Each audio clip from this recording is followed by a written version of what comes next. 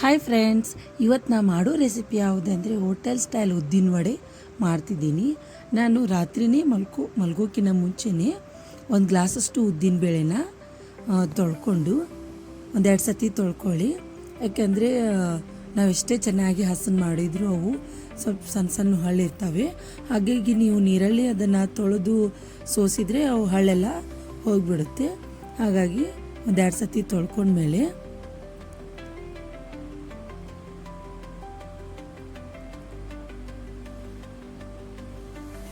ಅವನ್ನ ಅದರೊಳಗೆ ನೀರು ಹಾಕಬೇಕು. ಆ ಉದ್ದಿನಬೇಳೆ ಪೂರ್ತಿಯಾಗಿ ನೀರಲ್ಲಿ ನೆನಿಬೇಕು.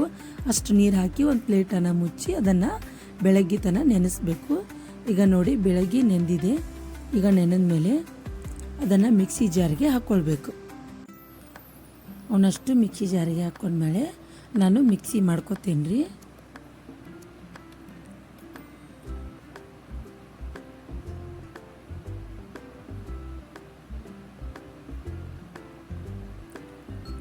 ಅವು ಪೂರ್ತಿಯಾಗಿ ಸಣ್ಣ ಆಗಬಾರ್ದು, ಸ್ವಲ್ಪ ನಡ್ಬರ್ಕಿರಬೇಕು. ದೌಡ ಅಂತಾರಲ್ಲ ಹಾಗೆ. ನಾನು ಸ್ವಲ್ಪ ನೀರು ಹಾಕ್ಕೊಂಡೇನಿ ರೀ. ಬೇಕಾದರೆ ನೀವು ಸ್ಕಿಪ್ ಮಾಡ್ಬೋದು. ನಾನು ನೋಡಿ ಕರೆಕ್ಟಾಗಿದೆ. ಈಗ ಇದಕ್ಕೆ ನಾನು ಕೊಬ್ಬರಿನ ಚಿಕ್ಕದಾಗಿ ಕಟ್ ಮಾಡ್ಕೊತೇನೆ ರೀ. ಚಿಕ್ಕ ಪೀಸ್ ಕಟ್ ಮಾಡ್ಕೊಳ್ರಿ. ನೀವು ದೊಡ್ಡ ಪೀಸ್ ಕಟ್ ಮಾಡ್ಕೊಂಡ್ಬಿಟ್ರೆ ಅವು ಉದ್ದಿನ ವಡೆಯಲ್ಲಿ ತಿನ್ನಕ್ಕೆ ಹೋದರೆ ಬರೀ ಕೊಬ್ಬರಿನೇ ಬರುತ್ತೆ. ಹಾಗಾಗಿ ಚಿಕ್ಕ ಪೀಸ್ ಕಟ್ ಮಾಡ್ಕೋಬೇಕು. ಹಾಗೆ ನೀವು ಹೋಟೆಲ್ನಲ್ಲಿ ಉದ್ದಿನ ವಡೆ ತರಿಸ್ಕೊಂಡು ತಿಂತೀರಾ, ಅವು ಯಾವ ಎಣ್ಣೆಯಲ್ಲಿ ಕರೆದಿರ್ತಾರಂತೆ ಗೊತ್ತಿರಲ್ಲ. ಹಾಗಾಗಿ ನಿಮ್ಮ ಮನೆಯಲ್ಲಿ ಸಿಂಪಲ್ಲಾಗಿ ಮಾಡ್ಬೋದು. ಕರಿಬೇವನ್ನ ಕಟ್ ಮಾಡ್ಕೋಬೇಕು, ಹಾಗೆ ಹಾಕ್ಕೋಬೇಡ್ರಿ, ಕಟ್ ಮಾಡ್ಕೊಂಡು ಹಾಕ್ಕೊಳ್ಳಿ. ಹಾಗೆ ಒಂದು 3 ಹಸಿ ಮೆಣಸಿನ್ಕಾಯಿ ಚಿಕ್ಕ ಪೀಸಾಗಿ ಅವನ್ನು ಕಟ್ ಮಾಡ್ಕೋಬೇಕು. ನೀವು ಖಾರ ಬೇಕು ಅಂದರೆ ಇನ್ನೂ ಒಂದು ಎಕ್ಸ್ಟ್ರಾ 2 ಮೆಣಸಿನ್ಕಾಯಿ ತಗೋಬೋದು. ಕೊತ್ತಂಬರಿ, ಹಾಗೆ ಕಟ್ ಮಾಡ್ಕೊಂಡಿರೋ ಕೊಬ್ಬರಿ, ಕರಿಬೇವು, ಮೆಣಸಿನ್ಕಾಯಿ, ಹಾಗೆ ಅಜ್ವಾನ. ಬೇಕಾದರೆ ನೀವು ಜೀರಿಗೆನೂ ಹಾಕ್ಕೋಬೋದು. ಇದನ್ನು ಅಷ್ಟೂ ಅದಕ್ಕೆ ಹಾಕ್ಕೊಂಡು ಚೆನ್ನಾಗಿ ಮಿಕ್ಸ್ ಮಾಡ್ಕೋಬೇಕು. ರುಚಿಗೆ ತಕ್ಕಷ್ಟು ಉಪ್ಪು ಹಾಕ್ಕೊಂಡು ಮಿಕ್ಸ್ ಮಾಡ್ಕೊಳ್ಳಿ. ಚೆನ್ನಾಗಿ ಮಿಕ್ಸ್ ಮಾಡ್ಕೊಂಡ್ಮೇಲೆ ಈಗ ನಾವು ಅವನ್ನ ಉದ್ದಿನ ವಡೆನ ಎಣ್ಣೆಯಲ್ಲಿ ಹಾಕಬೇಕಲ್ಲ.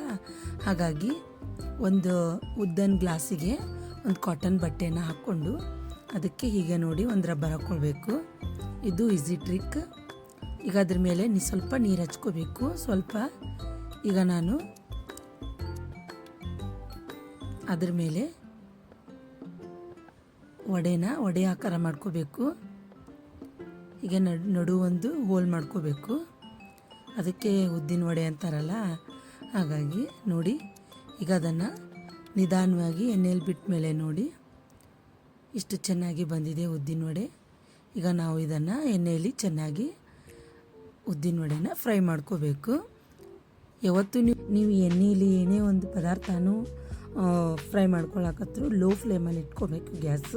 ಯಾಕಂದರೆ ನೀವು ಪೂರ್ತಿ ಜೋರು ಇಟ್ಕೊಂಡ್ಬಿಟ್ರೆ ಗ್ಯಾಸ್ ಒಳಗಡೆ ಸ್ವಲ್ಪ ಹಸಿ ಇರುತ್ತೆ, ಮೇಲೆ ಎಲ್ಲ ಚೆನ್ನಾಗಿ ಫ್ರೈ ಆಗಿಬಿಟ್ಟಿರುತ್ತೆ.